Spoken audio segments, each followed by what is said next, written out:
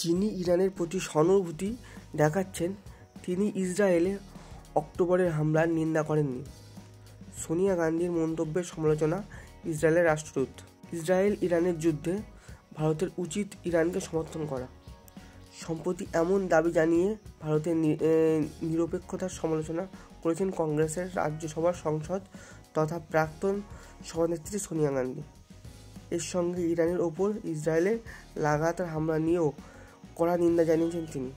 দেশের প্রধান বিরোধী দলের প্রথম সারির নেত্রীর এই মন্তব্যের যেন কিছু মানুষ সমর্থন দেখিয়েছেন, তেমনই অধিকাংশ এর বিরোধিতা করেছেন।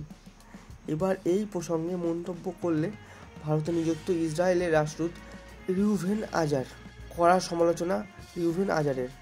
তার মতে ভারতীয় রাজনীতিবিদদেরও সাম্প্রতিক পরিস্থিতি এমন কেন হয়েছে তার কারণ সম্পর্কে অবহিত করা উচিত।